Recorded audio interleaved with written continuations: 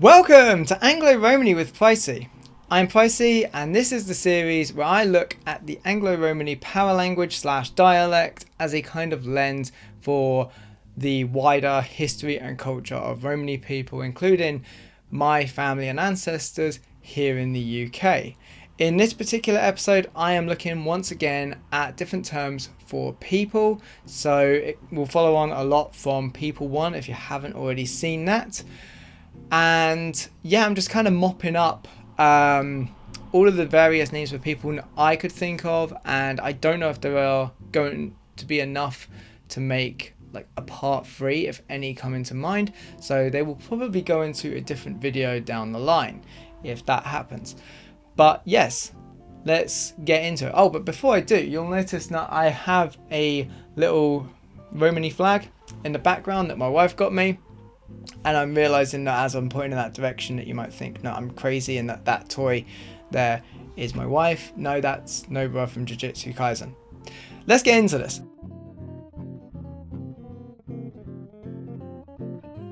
Okay, so the inspiration for this video comes from a comment from Mikey Domit 5545, who reminded me of a word that I had completely forgotten about, that being Luvni. Straight up, Luvni means prostitute. And it also is derogatory for like a promiscuous woman, so it kind of fits into like slag and that kind of thing.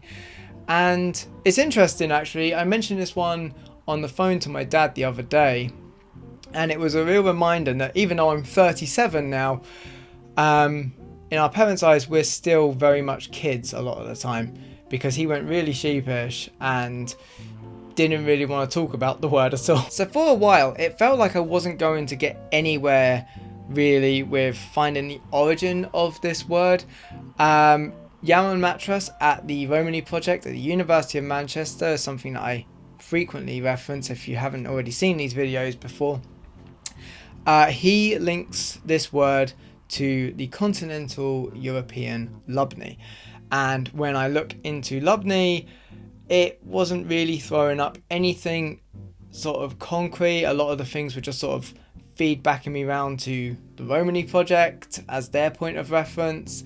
And the only thing that I found outside of that that confirmed it, I think was outside of that anyway, was the Hungarian version of Wiktionary. But clicking through the other links that were coming up sort of nearby in my Google searches, I eventually happened on one called Labunya, which apparently is a Turkish slang term for an effeminate gay man.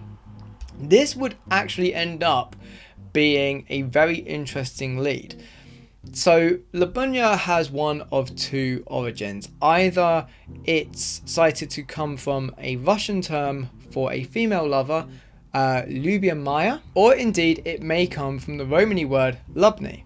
What supports this latter theory in particular is that there is a secret cant language used by sex workers and the LGBT community in Turkey called Labunka, and this language is mostly based on Romani actually, with bits of I think Greek and French and some other languages thrown in, but the sort of foundation of it is Romani.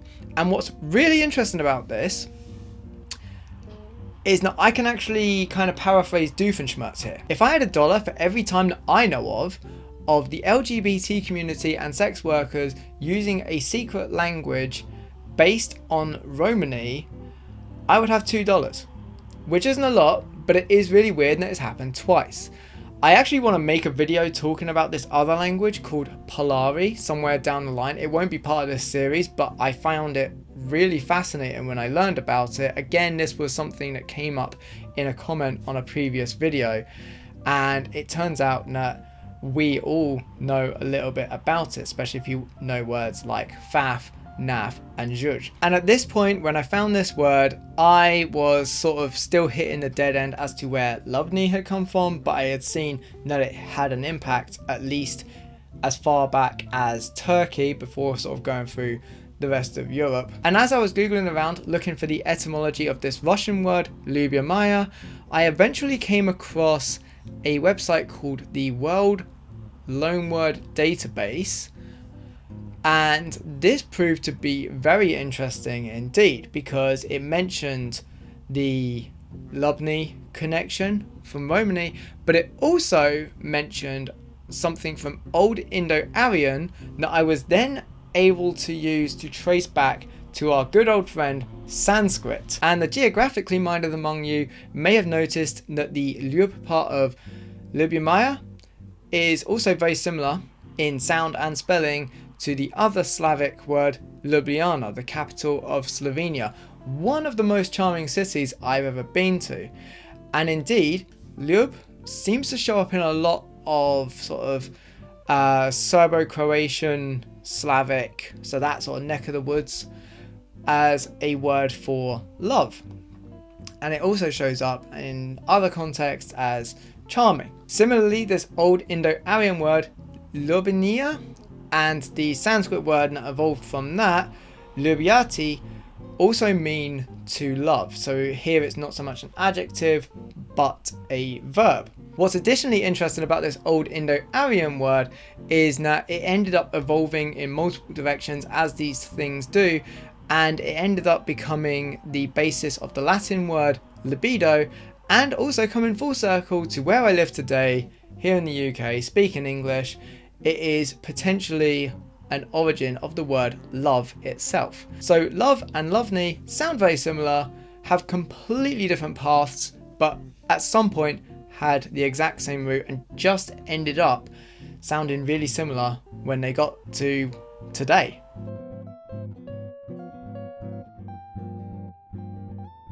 Dinlo is not a word that I nor my family have really ever used that much, yet for some reason I'm really familiar with it, and I mostly see it online and I just happen to know exactly what it is.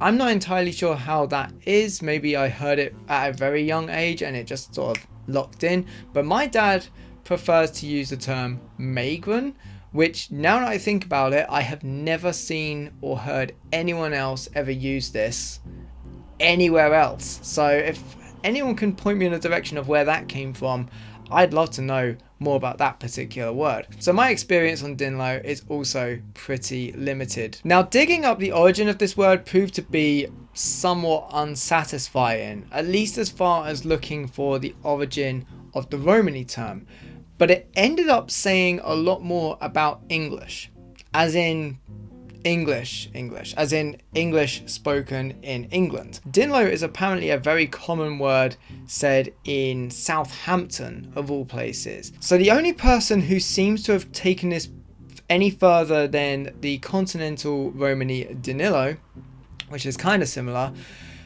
is Yaron Matras once again, who links this term back to the Yiddish goylem. And this is where it gets really confusing, because Yaron Matras links the word Dinilo to the slightly closer variant of goylem, doylem, and when I look into that term, nothing comes up in terms of its etymology, and nothing comes up that even links it to Yiddish, apart from mentions from Yaron Matras himself.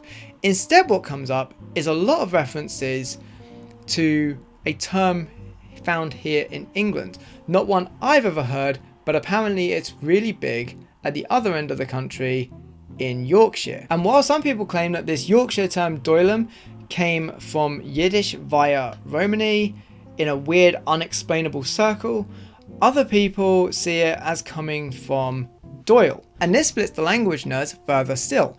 Is it a sarcastic reference to Arthur Conan Doyle, the creator of Sherlock Holmes? Or is it an anti-Irish slur? Honestly, looking at it at a glance, it could be either, it could be both, it could be all three. And incidentally, if you've ever used the term doy, like when someone points out something obvious, that also comes from this term, doylem, the Yorkshire slang. You don't get a lot of doy these days. So at the end of all of that, I can't find where Dinlo or Dinilo or doylem originated really, but like I say, it says more about the English language than it does about Romany, because somewhere someone came up with this for some reason. Now, before I move on, there is another word that I want to mention in this section. That being a word that is so ubiquitous in British English. Now, I had no idea that this was a Romany word. It's funny how many times this happens. That being the word div and its supplementary adjective divvy. Calling someone a div or calling them divvy is something I used to do a lot when I was a little kid, but at some point I started to feel like it was just a slightly lesser version of the word retard and I stopped using it. But as it turns out, divvy actually comes from the continental Romany word for wild, divio, and this in turn was very easy to trace back to the sort of Serbo-Croatian and then by extension Proto-Slavic divji, also meaning wild the whole way along. Unlike the previous two words in this video, Mushka was a very common word in my upbringing and in my childhood. In fact, I would say it's one of the most common words that I remember hearing all my life. And that's because this word means the police. And my family's relationship with the police is kind of strange, actually. We weren't even like the biggest lawbreakers, and yet for some reason, growing up, maybe it's a more of a class thing than a Romany thing. Maybe it's both. But in my upbringing, the police were like these people to be kind of feared. You know, there were the people like, if my younger siblings were shouting too much or whatever, like, oh, the police might come. You know, my dad could be driving within the speed limit with a seatbelt, sober, not that he's ever drunk driven as far as I know, like breaking no laws whatsoever, and yet for some reason, like, he would see a police van or a police car and he would like panic and rev the car and like suddenly like try and shoot off away from like wherever they were.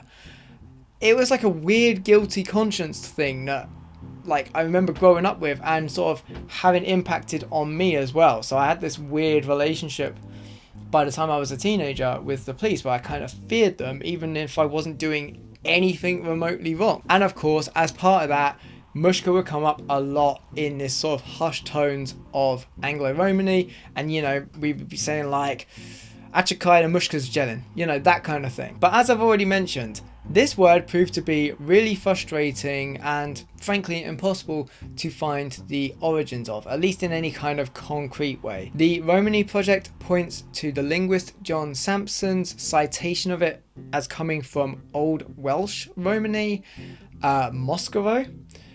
And this is actually interesting because all of the other references to this word that I came across spelt the S as an S, not a sh, but a s. And all of the vowels that came after the M sound were O.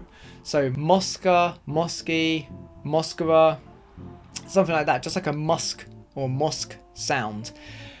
Whereas in my upbringing, it was always a like a O with an umlaut almost, and a sh like a sh or an S with a caron, and this will be pertinent in a moment. But whenever I looked into Moscow, it just took me round in circles. I'd seen that John Sampson had said it and it would just sort of end there, and any other links to anything else that he came up with would be linked either back to him or back to the Romany Project. And yeah, I haven't been able to trace this back any further. Looking into the word police in other parts of the world where Romany is spoken, nothing remotely similar comes up. Nothing comes up that's similar in any Indian languages either. However, I myself have a theory, and it is admittedly a theory, but when I was in Slovenia back in 2018, I picked up some Slovene words, and one of those was moški, meaning man. And indeed, Mushka can also mean a man in Slovene. And I wonder if maybe it's like the man was picked up as kind of a thing while Romany were passing through sort of the Slavic area of Slovenia and Croatia. I have no idea, but that's my theory. Take it with a pinch of salt.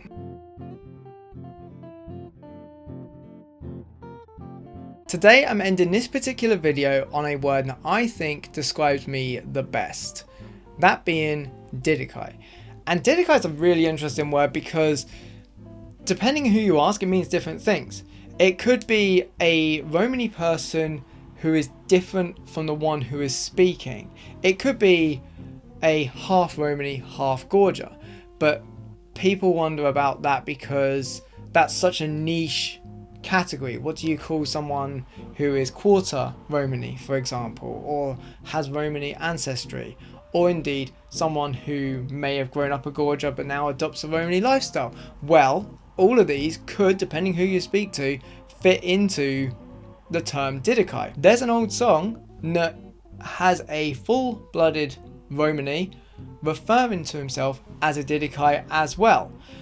So this one's really interesting, but the most common usage seems to be a half Romany, half Gorger, like myself. In terms of the word itself, Didicai is a fairly new word. One that's only really been around for the last sort of 100 to 150 years, it seems, and was created here in Britain. And apparently it comes from the terms Didicai. Dick I've looked at in verbs 1, it basically means see or look. And Akai I looked at in commands, and it means hear. And you can sort of go and look for the etymology of those words in those videos respectively. But this leaves us with more questions. How does Didicai, look here, come to reference someone who is half Romany, half Gorger, or indeed anyone? Well, fortunately for me, I was not the only person to have questions around how Didicai became Didicai and how a term meaning look here referred to somebody who was half Romany. And it turns out that at the beginning of this year, sort of around February, there was a forum posted on languagehat.com that I will link in the description, and I implore you to go look at it if you have any further questions, because what I'm going to do right now is go from this one particular comment that was absolutely brilliant. A user called Sherib, or however it's pronounced, it's on the screen, who on the 28th of February posted a 1600 word essay. I mean, admittedly, about half of that is a particularly lengthy quote from a book by Thomas Acton. But this comment on this forum answers all of the questions that I had so well in a way that I just wasn't being able to find myself just by Google searching. And they've really done better than I was able to do in the time I was looking, and saved me a lot of time in the process. The first thing that Sherib talks about in their findings is how Didicai became Didicai. And it turns out it's something that I've already discovered in a previous video when I was talking about the term shunta in verbs 1. The ta part of that is an emphatic suffix. So shun means listen, but shunta is listen up. It's a command effectively. And so dicta is look, you know, pay attention kind of thing. And over time the k sound of that was dropped out and you ended up with dita and eventually dida. It kind of softened, especially when you put it before akai, Didicai. They then go on to include a fairly lengthy quote from someone called Thomas Acton, who in 1974 wrote in Gypsy Politics and Social Change, the development of ethnic ideology and pressure politics among British gypsies from Victorian reformism to Romany nationalism, a fairly lengthy title I know. And then Thomas Acton in this quote goes on to talk about the song I'm the Romany Right, I'm a True Didicai, as proof of how the term Didicai was used by some Romany to refer to somebody who is full-blooded, full experienced, you know, has a background in true sort of Romany ways, not untarnished by like a gorger lifestyle and a gorger perspective, which then flies in the face of how it's seen as like somebody who is half or part Romany. And then this Thomas Acton person goes on to do a quote within a quote from a BBC television documentary, Where Do We Go From Here, talking to a guy called Jim Riley, who refers to himself as a true Romany and the pretend or sort of the half Romanys, or whatever you want to call it, he refers to as monthly Romanys, or what you might call a tramp gypsy. He's too idle to wash himself. All that he wants is a fire, lay around a fire, eat and drink and smoke. That's what they call the one I just said now, a hedge crawler. But you see, when you hear someone say, well, there's an old Didicoi, that there is a true travelling bloke. He can turn his hand to anything. And so this Thomas Acton person uses that to highlight how Didicai is used very differently across different people, something I've already mentioned, but then goes on to question the half-breed etymology and saying it's obviously not the truth. Apart from the simple logical difficulties of founding an exactly half-breed group, what would happen in the third generation, they ask, it is not easy to see how outmarriage would have any simple regular effect on pronunciation. And then this quote from the writer Thomas Acton continues with 3 very interesting paragraphs about how and why it was used, and this gets to Shakespearean soap opera levels of backstabbing. It's very interesting. An alternative speculative theory might be that there was at some time some social division which happened to coincide with a difference of dialect, and at one side labelled the other by reference to their pronunciation of this popular exclamation. So in other words, different Romany families who were saying Didicai or Didicai or Didicai were sort of seeing each other as slightly different based on their pronunciation of this particular phrase. At first this might have been accepted in good spirit, as non-pejorative or even complimentary by the other group, but suppose then that quarrels or dissension occurred in such a situation. Half-bred or gorger are 2 of the first insults that would come to a gypsy's mind, especially where the quarrels concern things like the observance or non-observance of cultural taboos like mockady avoidance. Under these circumstances, one would expect the word Didicoi to serve for the first group as a scapegoat when accusations are brought by gorgers. You see, this is where we get into the backstabbing part. It's not us that's dirty, it's the Didicais, degenerate half-breeds that they are. And so we're getting that same thing that we saw in the BBC documentary in the earlier quote, where someone's referring to like, look, I'm a real Romany, and these other people, they're not quite your people, and they're not quite our people, and they don't observe the same traditions as us, and they're the real troublemakers. But with the replacing of the anti-Didicai animus of local authorities by the current anti-Tinker animus, that is to say the Irish traveller group, the number of contexts in which the word Didicai has a wholly pejorative connotation have declined. So it's no longer seen as that kind of negative connotation that it was at some point. And so some older gypsies reverted to using the word occasionally as a jocular synonym for traveller, and gypsy children sing, as their parents did, I'm the Romany Rye, I'm a real Didicai. I personally find the end of this quote to be absolutely fascinating.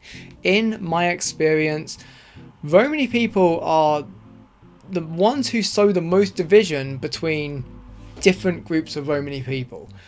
Like, it's not something that tends to happen from outsiders, from gorgers. It's always from within. There'll always be somebody who is more Romany than you. I can argue that for myself, certainly, but you know, there'll be people who see Sinti community to be more Romany than, say, the Romany Chal or the Welsh Cale found in Britain. And then there'll be people that say, well, yes, but, you know, above them, if we can use the term above, we have the Calderash. And it goes on. So it's such an interesting thing that this has shown up in language, and Didicai is such a contentious point because at different times it would be slander to call someone a Didicai, and before and after that point it was perfectly respectable to be seen as a Didicai. In any case, I'm going to continue to refer to myself as a Didicai in most contexts, because how I grew up was very much halfway between these two worlds, and I have perspectives from both sides, and it's something that I've talked about quite a bit before. Really do feel like I'm on the fence all the time, and as soon as I step foot into one side I don't feel like I belong there, and I step foot into the other side and I don't quite feel like I belong there either. It's a very interesting situation, not one that I really regret. It's given me a unique mindset, I think, but I'd love to hear your thoughts on this, and I'm sure if you have strong thoughts I'll be hearing them anyway. But yes, with that is all of the words that I'm going to talk about in today's video. Feel free to check out the rest of this series for more Anglo-Romani sort of breakdowns, and like I say, there will be one at the end roughly of every month going forward until such time where I run out of words to talk about. And feel free to check out the rest of the channel if you're into retro gaming and music discussion, and subscribe if all of this fits your bill, or if you're just kind of interested to see what I get up to next. Feel free to like the video, and until next time, have a good one.